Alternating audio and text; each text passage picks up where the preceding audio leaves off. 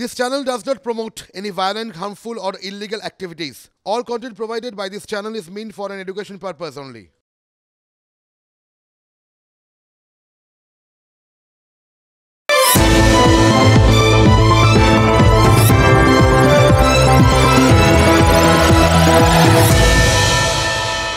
আমাদের সঙ্গে এই মুহূর্তে রয়েছেন বিজেপির রাজ্য সভাপতি সুকান্ত মজুমদার। সুকান্তবাবু, আপনাকে স্বাগত টিভি9 বাংলার পর্দায়। এই মুহূর্তে নমস্কার। নমস্কার। এই মুহূর্তে যে জায়গাটায় গোটা বিষয়টা এসে দাঁড়িয়েছে সন্দেশখালী, তাতে দুটো জিনিস মনে হচ্ছে। এই ভোটের আগে সন্দেশখালী আপনাদের জন্য এটা হয়তো আপনাদের হিসেবের মধ্যে ছিল না, কিন্তু এটা বিরাট বড় ইস্যু হয়ে উঠতে চলেছে। আর দ্বিতীয়ত, আপনার জন্য প্র্যাকটিক্যালি এইবারের এই সন্দেশখালী ইস্যুটা, গোটা বিষয়টা একটা মেমোরেবল ওয়ান হয়ে থাকতে চলেছে। হ্যাঁ, কী বলবেন? দেখুন, রাজনীতি আছে, থাকবে। মাননীয় অটল বিহারী বাজপেয়ী বলেছিলেন যে পার্টি তৈরি হবে, পার্টি নষ্ট হবে, সরকার আসবে যাবে, কিন্তু দেশ টিকে থাকা দরকার। তো সেরকম বাংলার ক্ষেত্রে আমি বলবো যে বাংলার সংস্কৃতি, বাংলার কালচার, বাংলার কৃষ্টি তা অমর। সুকান্ত মজুমদারও অমর নয়, বা কোনো রাজনৈতিক দল বা কোনো সরকারও অমর নয়। তো স্বাভাবিকভাবে বাংলার এই সংস্কৃতির কৃষ্টিকে টিকিয়ে রাখার জন্য, বাংলার এই মহিলাদের উপর যে অত্যাচার হয়েছে, সন্দেশখালীর মা বোনেদের উপর যে অত্যাচার হয়েছে, সেই অত্যাচারের বিরুদ্ধে আওয়াজ তোলাটা আমার মনে হয় একজন বাঙালি হিসেবে আমাদের কর্তব্য, নৈতিক কর্তব্যের মধ্যে পড়ে। এবং অমৃতাংশুদা শুধু রাজনীতিক হিসেবে নয়, আমি যখন এই ঘটনাগুলো ভাবি, অন্ততপক্ষে আমি যেভাবে ভাবছি, আমি আমার ভাবনাটা আপনাদের মাধ্যমে বাংলার মানুষের সাথে শেয়ার করতে পারি। আমি ভাবছি এইভাবে যে আমার বাড়িতেও তো দুটো মেয়ে আছে, তারা বাচ্চা বড় হচ্ছে। আচ্ছা, আগামী দিনে আমার বাড়ির পাশের, আমি তো সারা জীবন বাঁচবো না, একদিন চলে যেতে হবে পৃথিবী থেকে। তো তখন আমার মেয়েদের সাথে এই ধরনের আচরণ হবে না তো? বা তাদের যারা সন্তান থাকবে তাদের সাথে এই ধরনের আচরণ হবে না তো? বা আমার বাড়িতে স্ত্রী আছে, তো আমার মনে হয় প্রত্যেকটি মানুষই এইভাবে গর্জে উঠবে, এইভাবে লড়াই করবে। আমি অন্ততপক্ষে সেই তাগিদ থেকে লড়াইটা করছি।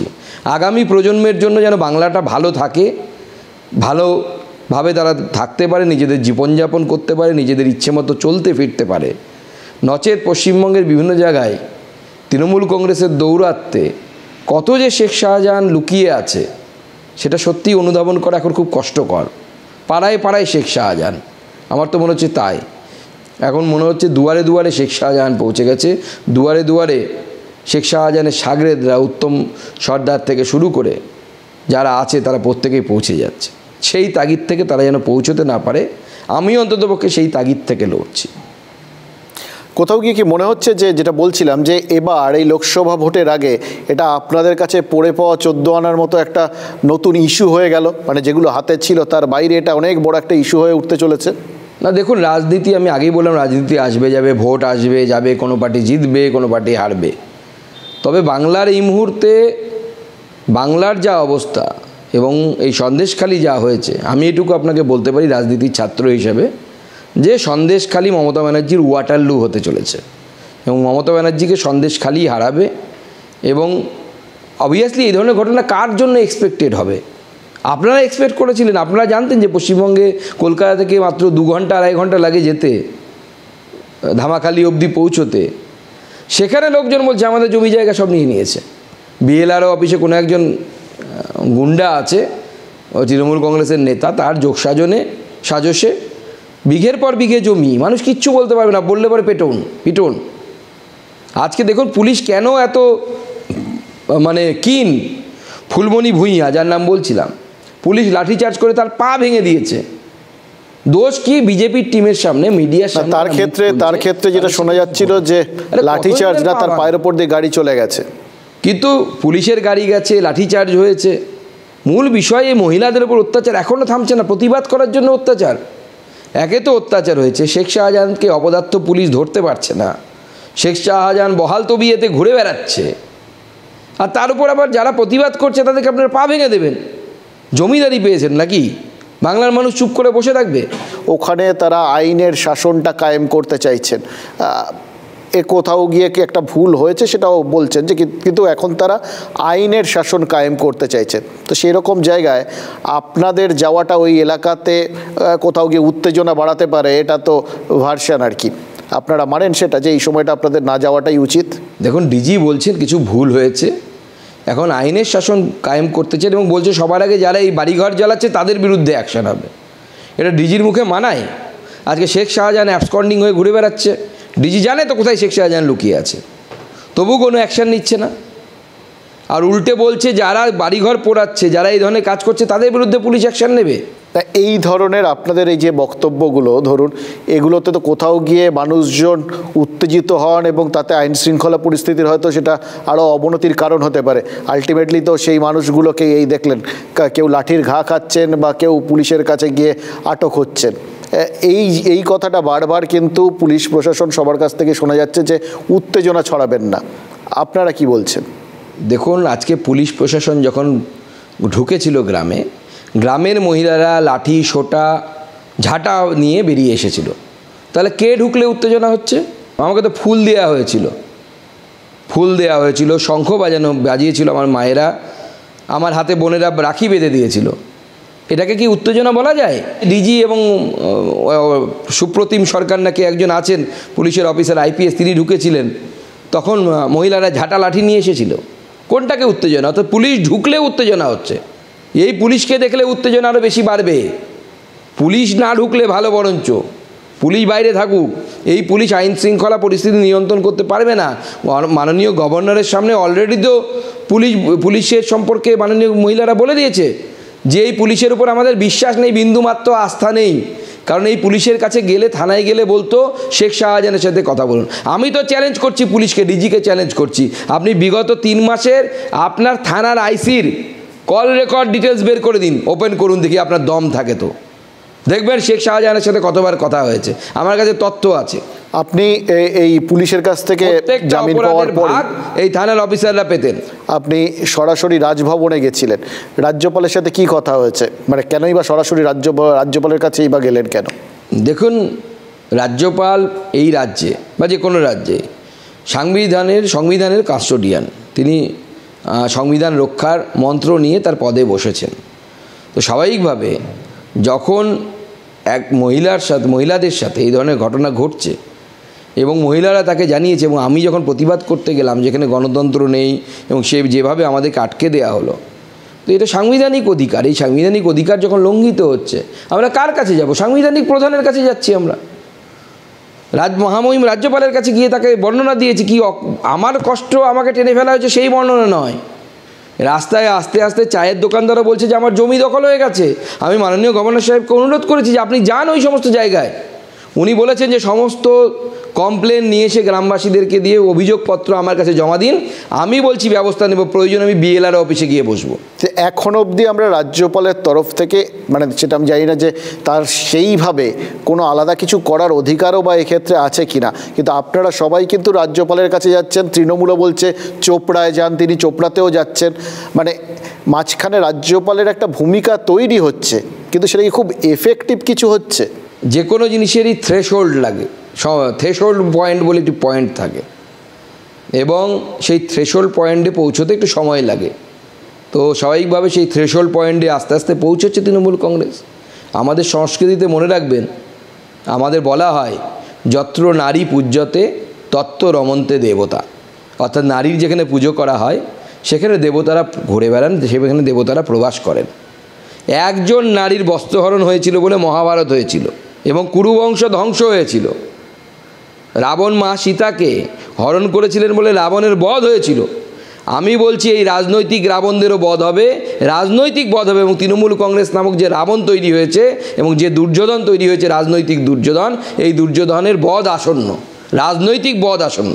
কোথাও গিয়ে এটা শোনা যাচ্ছে যে এই ধরুন যেখানে এই তৃণমূলের নেতার বাড়িতে হামলা হয়েছে, এই সমস্ত জায়গায় আস্তে আস্তে গোটা বিষয়টা একটুখানি তার মানে চরিত্রটা বদলে গিয়ে পার্টি দ্বন্দ্বের একটা জায়গায় চলে যাচ্ছে, পার্টি সংঘর্ষের জায়গায় চলে যাচ্ছে। এটা যদি হয়, এই যে অভিযোগটা উঠছে, সেটা কি ওই জায়গার পরিস্থিতিগুলো আরও খারাপ করে দেবে না? দেখুন, পার্টি সংঘর্ষ কেন হচ্ছে? পার্টি তো ওখানে নেই। আজকে ওখানে বিজেপির 3টে অফিস ছিল। সেই 3টি অফিস তৃণমূল কংগ্রেসের এই শেখ শাহজাহান, শিবু হাজরা, সাগরেদরা পুরো ভেঙে গুড়িয়ে দিয়েছে। ভাবতে পারেন কি অবস্থা। কোথাও গিয়ে কি ওই পর্বটা মানে সিঙ্গুর নন্দীগ্রাম পর্বকে আপনারা সন্দেশখালির মধ্যে দেখতে পাচ্ছেন? দেখুন, শাসক যখন অহমিকায় ভরে যায়, যখন তার দর্প এমন জায়গায় পৌঁছে যায়, তখন তার দর্প চূর্ণ করে হচ্ছে জনতার রূপী নারায়ণ। এবং সেই সময় এসে গেছে, দর্প চূর্ণ হওয়ার সময় এসে গেছে। লোকসভা নির্বাচনের রেজাল্ট আসুক, আপনারাও বুঝতে পারবেন যে এই তৃণমূল কংগ্রেস সরকারের ডেথ সার্টিফিকেট, রাজনৈতিক ডেথ সার্টিফিকেট লেখা হয়ে গেছে। প্রধানমন্ত্রী তো আসছেন লোকসভা নির্বাচনের আগে, এখানে প্রথমে শুনেছিলাম একটা, এখন তো বোধহয় 3টে সভা করবেন, তাই তো? এখনও আমাদের কাছে সেই ধরনেরই নির্দেশ এসেছে, কিন্তু মাননীয় প্রধানমন্ত্রীর যে কোনো প্রোগ্রামই এত আগে থেকে একদম দৃঢ়ভাবে বলা সম্ভব নয়।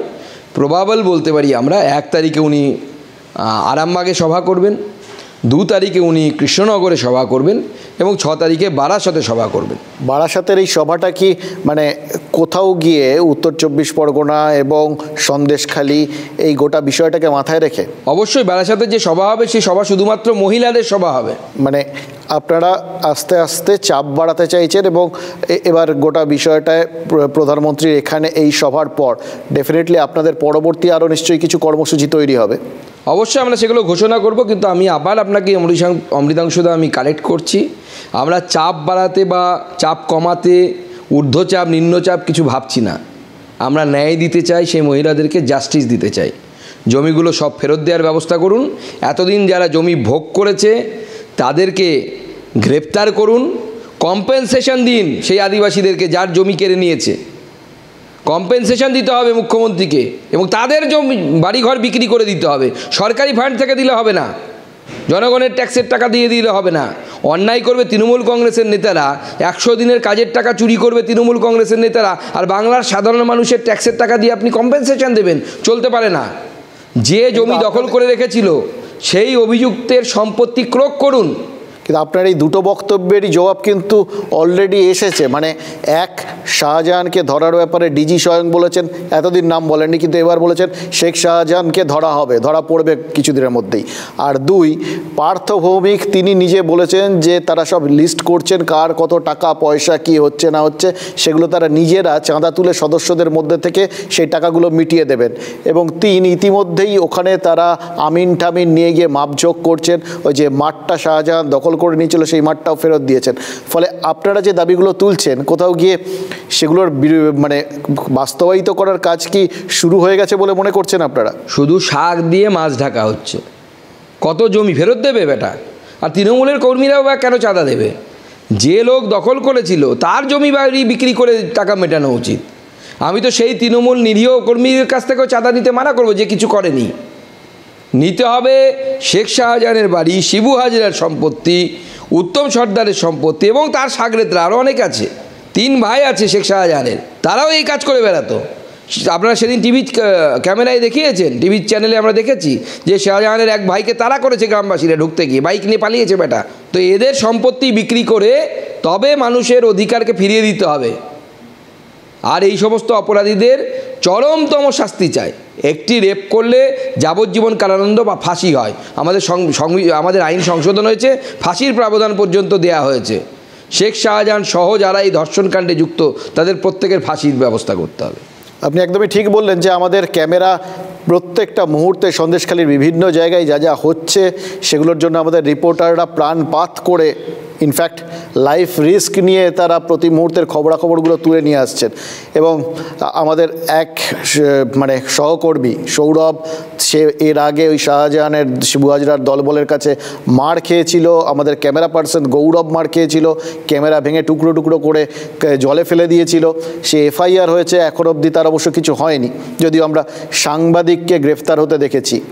তো এই পরিস্থিতিতে গোটা জায়গাটা এই আন্দোলনটা কাউকে গ্রেফতার করবে না। আমি অমৃতাংশদা এই জন্য বলছিলাম শাক দিয়ে মাছ ঢাকা হচ্ছে। এবং 21-এ আপনাকে বলি, আপনারা হয়তো অনেকে ভুলে গেছেন, সেই সময় দেখিয়েছিলেন আমাদের 21-এ একটা কেস নিয়ে আমরা লড়েছিলাম। 21-এর পর একজন বৃদ্ধা মহিলা 62 বছর বয়স, তার সন্দেশখালিতে এই ঘটনা ঘটেছিল। তিনি একটি দোকান চালাতেন এবং সেই দোকানের সামনে তৃণমূল কংগ্রেসের এই ধরনের হারমাদরা মদ্যপ হয়ে অত্যাচার করত। তিনি প্রতিবাদ করেছিলেন বলে 62 বছর বয়স্কা সেই মহিলাকে 5 জনের হাতে রেপ হতে হয়। পরবর্তী সময়ে এই গুন্ডাগুলোই ওই পরিবারের ছেলে মেয়েকে এত ভয় দেখায় যে তারা বয়ন পরিবর্তন করতে বাধ্য হয়। কোন রাজত্বে বাস করছি আমরা? একটা জিনিস শুধু এর বাইরে জিজ্ঞেস করি, সেটা হচ্ছে যে প্রধানমন্ত্রী, মাননীয় প্রধানমন্ত্রী সদ্য মন্ত্রিসভার সব সদস্যদের একটা নির্দেশ দিয়েছেন যে পরবর্তী সময়গুলোর জন্য, মাসগুলোর জন্য, আগামী টার্মের জন্য প্রত্যেক দফতরের থেকে কি পরিকল্পনা সেটা তাদের তৈরি করতে বলেছেন। এবার এই যে ফরওয়ার্ড প্ল্যানিংটা, যেখানে ভোট দেরি আছে, ভোটের দিন ঘোষণা হয়নি এবং ফলাফল কী হবে সে তো পরের কথা, কে মন্ত্রী হবেন কে মন্ত্রী হবেন না কেউ জানেন না, সবটাই ভবিষ্যতের গর্বে। কিন্তু এই যে প্রত্যেকটা দফতরের কাছ থেকে আগাম তাদের পরিকল্পনাটা জানতে চাওয়া, এটা কি মনস্তাত্ত্বিক চাপ সৃষ্টি করা, না নিজেদের বুস্ট করা, নাকি একদম চূড়ান্ত আত্মবিশ্বাস? অমৃতা, শুধু আপনাকে আরও একটি বিষয় জানিয়ে রাখি। মাননীয় প্রধানমন্ত্রী আমাদের যে ন্যাশনাল কনভেনশন হলো তাতে তার বক্তব্যে বলেছেন, আপনারাও নিশ্চয়ই দেখেছেন, অলরেডি পৃথিবীর বিভিন্ন দেশ থেকে আগামী মাসগুলোতে মাননীয় প্রধানমন্ত্রীর কাছে আমন্ত্রণ চলে এসেছে যে আপনি অমুক মাসে আমাদের রাষ্ট্রে আসুন, অমুক মাসে আসুন। অর্থাৎ গোটা বিশ্ব মনে করছে মাননীয় প্রধানমন্ত্রী নরেন্দ্র মোদী তৃতীয়বারের জন্য ভারতবর্ষের প্রধানমন্ত্রী হতে যাচ্ছেন। এটা ভারতবর্ষের লোকেরা নয়, গোটা বিশ্ব মেনে নিয়েছে এবং তাকে অলরেডি আমন্ত্রণপত্র দিয়ে দেওয়া হয়েছে। এবং মাননীয় প্রধানমন্ত্রী এই জন্যই অন্যান্যদের থেকে ইউনিক এবং আলাদা, কারণ মন্ত্রীর নাম পরিবর্তন হতে পারে, সরকারের রং পরিবর্তন হতে পারে, কিন্তু সরকার বা government is a continuous process, development is a continuous process. এটা হওয়া দরকার। যে কোনো উন্নত দেশে তাই হয়, সরকার পরিবর্তন হয়, পলিসির পরিবর্তন হয় না। আমেরিকার বিদেশ নীতি খুব বেশি পরিবর্তন হয় না প্রেসিডেন্ট পরিবর্তন হলেও। আমাদের সেই জায়গায় যেতে হবে। Narendra Modi ahead of his time, সেইভাবে তিনি ভাবছেন। এই সাম্প্রতিক বাংলার যে পরিস্থিতি, তাতে এর আগে আপনাদের 35টা আসনের টার্গেট দিয়েছিলেন অমিত শাহ, কোন জায়গায় দাঁড়িয়ে আছেন এই মুহূর্তে দাঁড়িয়ে আপনাদের মনে হচ্ছে? উনি যখন টার্গেট দিয়ে গেছেন সেটা ফুলফিল করার জন্য বিজেপির কর্মীদেরকে, আমাদেরকে যা যা করার আমরা সমস্ত কিছু করব। আপনাকে অনেক ধন্যবাদ। Thank you. ধন্যবাদ। ধন্যবাদ।